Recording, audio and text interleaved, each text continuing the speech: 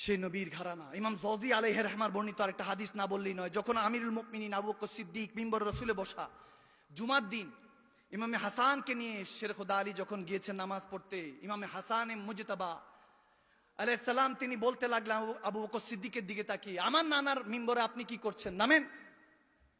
হায় হায় হায়, এতদিন তো দেখেছেন নানা জান এখানে বসতেন, এখন আবু বকর সিদ্দিক বসা, বলতেছে আমার নানা জানের মিম্বার, আপনি এখানে কি করছেন, নামেন।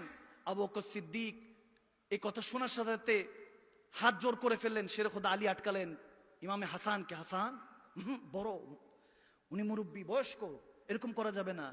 তখন আবু বকর সিদ্দিক দৌড়ায় নেমে বলতেছে, আপনি বারণ করেন না, হাসানকে বলতে দেন, এটা ইখতিয়ার কার।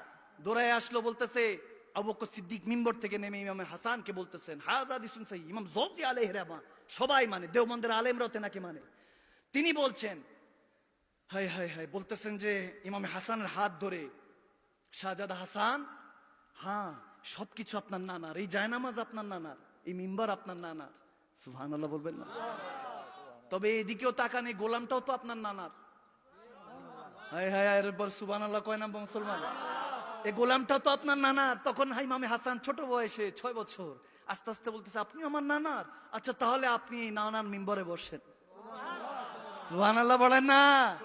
আমি চিন্তা করলাম, আল্লাহু আকবার, আবু বকর সিদ্দিকের এটা, তখন হযরত ফারুক আযম ওমর ইবনুল খাত্তাব, যে ওনারই হিসাবটা কেমন ছিল, ঠিক সেম অবস্থায় ইমামে হোসাইনের ব্যাপার যখন পড়লাম, যে জুমার দিন, ঠিক এরকম জুমার নামাজের দিন যখন ইমামে হোসাইন নামাজ পড়তে গেলেন, আবু বকর সিদ্দিক ইন্তেকাল করেছেন, ওমর ইবনুল খাত্তাব ফারুক আযম ওই দায়িত্বে বসেছেন, আমিরুল মুমিনিন যখন মিম্বরের রসুলে দাঁড়িয়ে খুতবা দিলেন, ইমাম হোসাইন হঠাৎ করে সেই 6 বছর বয়সে আবার ভাইয়ের মধ্যে প্রশ্ন করে বসলেন, এই ওমর, আমার নানার মিম্বরে কি করছেন, নামেন। তিনিও দৌড়ায় নেমে গেলেন। এবার আর শেরে খোদা আলী আটকাইতেছে না, বলতেছে হাসান তো ঠান্ডা, তারপরও আটকানো যায়, হোসাইন তো গরম, ঠান্ডারে যেহেতু আটকাইতে পারি নাই, আবু বকরও ঠান্ডা মেজাজের জামাল, হাসানও জামাল, কিন্তু এখানে হোসাইনও জালাল, ওমরও জালাল, জালালকে ঠিক করতে জালালই লাগবে, জামালিয়াত এখানে আসবে না। মৌলা আলী চুপ খামোশ বসে আছেন, তারপরে একটু ধরেছেন যে হোসাইন ইশারা দিয়েছেন, এরকম করে না, মুরব্বী ইশারা দিয়েছেন। হযরত ওমর বলতেছেন, আলী ভাই আমার, আপনি হোসাইনকে আটকায়েন না, বলতে দেন, এই না বললে কিভাবে সার্টিফিকেট পাবো, গোলামি যে করেছি এটা যে কবুল হয়েছে এটা বুঝবো কিভাবে। সুবহানাল্লাহ।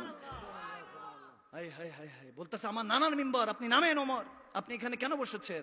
হযরত ওমর ইবনুল খাত্তাব, সেই ওমর ইবনুল খাত্তাব যিনি বললে পানি, নদীর পানি আবার বহমান শুরু হয়ে যায়, যিনি বললে, যিনি চাবুক মারলে জমিন জালজালা করে উঠে, ভয় পেয়ে উঠে, যিনি যেই রাস্তা দিয়ে 40 দিন পর, আফটার 40 ডেজ লেটার হেঁটে যাবেন, শয়তান হাঁটতো না, সেই ওমর ইবনুল খাত্তাব যিনি সারা পৃথিবী রাজত্ব করেছেন, দৌড়ায় নেমে গেলেন। নেমে এসে শাহজাদায়ে রসুল ইমামে আলী মাকাম ইমাম হুসাইন আলাইহিস সালামের কাছে বলতেছে, শাহজাদা হুসাইন, হ্যাঁ এটা আপনার নানার মিম্বার। বলে আপনার নানার মিম্বারে বসেন, আমার নানার মিম্বারে কি। তিনি বলতেছেন, আমার নানার কোনো মিম্বার নেই, সবই আপনার নানার। যা খাই আমরা মুসলমান বান্দা, সবাই আল্লাহর বান্দা, রসুলের উম্মত, সবাই আপনার নানার সাদাকায়, যা কিছু, আমার নানার কোনো মিম্বর নেই। ইমামে হুসাইনে কারবালা, শহীদে কারবালা বলতেছেন, আপনার নানার মিম্বর নেই, তাহলে আমার নানার মিম্বরে বসেন। হায় হায় হায়, সুবহানাল্লাহ। मिलेगी जन्नत, पिएगा कौसर, उसी का महशर में चैन होगा। मिलेगी जन्नत, पिएगा कौसर, उसी को महशर में चैन होगा। नबी मोहब्बत करेंगे उससे कि जिसके दिल में हुसैन होगा। আমার হুজুর তাকেই ভালোবাসবেন যার অন্তরের মধ্যে ইমামে হোসাইন, হাসান, হোসেনের ভালোবাসা থাকবে। সুবহানাল্লাহ। আল্লাহকে পাওয়ার জন্য তো নবীকে লাগে।